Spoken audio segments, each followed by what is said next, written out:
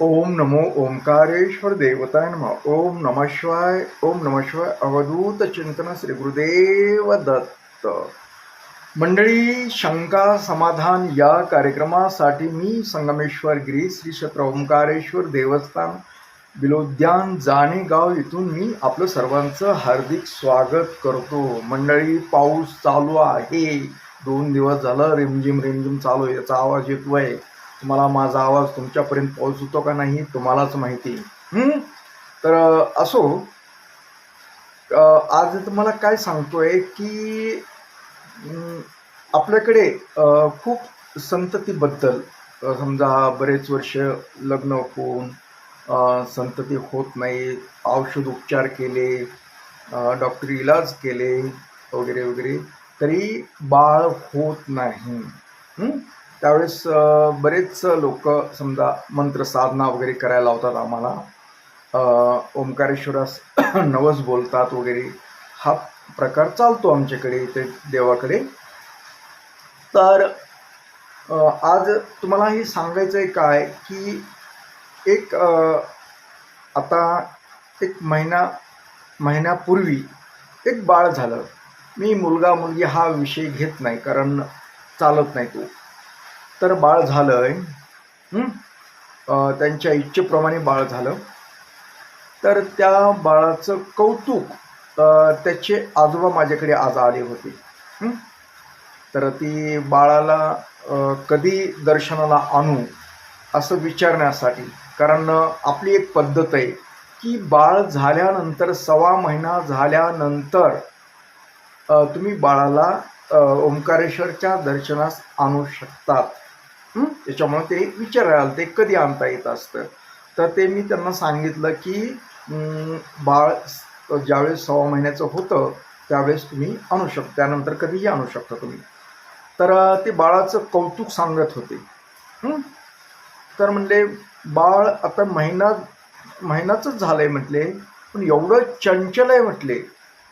काय कारण त्यांची इच्छा होती, आणि आपण समजा मंत्र साधना वगैरे करून ओंकारेश्वरच्या आशीर्वादाने त्यांना बाळ झालं, समजा त्यांच्या मुलीला बाळ झालंय. तर त्यांचं स्वप्न साकार झालं, जी काही होतं ते. आणि म्हणून ते आवर्जून विचारण्यासाठी आले. ते कौतुक सांगत होते. म्हणजे 1 महिन्याचं बाळ आहे म्हणले, अजून आत्ताच उलतं पालतं होऊन म्हणजे तिथं मोबाईल ठेवलेला होता म्हणले, तिथं असं चालू ठेवून त्याला उगं खेळण्यासाठी लांब.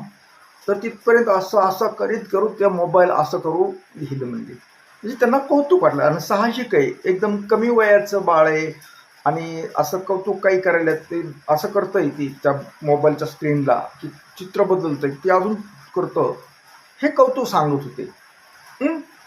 तर त्यांनाही आनंद तसा मला पण आनंद झाला. कारण कसं की एखाद्याचं खूप दिवसाचं स्वप्न साकार झालं, त्याला आनंद झाला, त्याच्या आनंदात आनंद आपण पण घ्यावा, या मताचा आहे मी. आणि तुम्हाला सांगायचं आहे काय आज की हे जी आपल्या ओंकारेश्वरच्या समजा आशीर्वादाने खूप समजा कालावधीनंतर लग्न होऊन बरेच वर्ष झाल्यानंतर जी बाळं होतात, ते सर्वची सर्व बाळं आज 10-12 वर्षाचे झालेले आहेत, आज मोठे पण झालेले आहेत काही. ते बाळं आहेत ना, खूपच चंचल आहेत. चंचल म्हणजे बुद्धिमंता जो, म्हणजे बुद्धीचा जो अंक आहे तो त्यांचा जास्त आहे. आणि त्यांची जी समजा चलन विचलन म्हणतो आपण, समजा ते जवळजवळ आपल्या समजा आपण जसं शंभूचा जसा स्वभाव आहे, जवळ शांत आहे तोवर शांत आहे. एकदा भडकला आणि तिसरा डोळा उघडला की कार्यक्रम करतो. मग जेवढं ती समजा समोरची भक्ती करायली व्यक्ती की त्याला किती माया करावी ही कळत नाही शंभूला. तसे ही बाळं आता मोठे झालेले बाळं पण त्याच वृत्तीचे आहेत, ही सांगायचं आहे मला तुम्हाला आज. कारण जवळजवळ स्वभाव जे आहे त्यांचे, एकतर बुद्धिवंताचा अंक आहे, चांगला आहे त्यांचा. आणि ते बाळं जी आहेत आता, त्यांचे जी समजा विचार जे आहेत, तर जवळजवळ ते धार्मिक विचाराचे आहेत. म्हणजे त्यांना देव धर्माविषयी अथवा ह्याच्याविषयी आवड आहे, समाजाला काहीतरी आपलं समाजाला बी आपण काहीतरी करतो, काहीतरी द्यायला पाहिजेत असं, म्हणजे त्यांची जी भावना आहे ती इतर बाळापेक्षा थोडीशी वेगळी, हे मला तुम्हाला सांगायचं. हा जो परिणाम आहे, हा जो चमत्कार आहे, हा सर्व ओंकारेश्वरचा चमत्कार आहे तो. कारण जी नवसानं झालेली असतात बाळक, कोणत्याही देवाच्या नवसानं, तर ते देवाचा अंश, थोडक्यात देवाचं समजा शक्ती म्हणा थोडीफार तरी त्यांच्यामध्ये येते. आपण काय म्हणू 100% तिथे असं का नाही, पण थोडी तरी असतेच. तर आज त्यांनी त्यांच्या नातवाचं म्हणजे कौतुक सांगायला ते, तर ते मला बी खूप बरं वाटलं. कारण मी आत्तापर्यंत जेवढे बाळं आपल्याकडे आता झालेले आहेत ते माझ्याकडे दर्शनाला आणतात, तर मी पाहिलं ते बाळाचे समजा चल तर खूप हुशार आहेत. पुन्हा दिसायला पण खूप सुंदर असतात.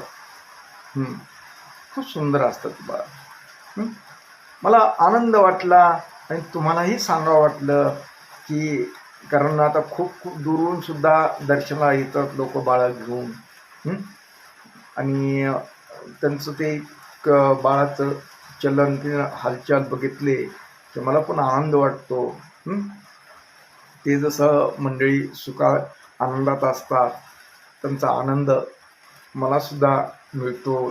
त्यांच्या चेहऱ्यावरचं हसू, जो चेहऱ्यावरचा आनंद आहे, त्या आनंदात मी बी सहभागी होतो. खूप अवघड असतो हो.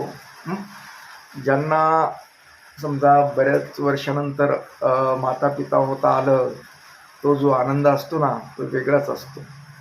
ज्यांना झटकीपट झाला कार्यक्रम त्याला त्याचं काही महत्त्व वाटत नाही, पण खूप काही वर्षानंतर बाळ झालं त्याचं खोड कौतुक खूप जणांना असतं.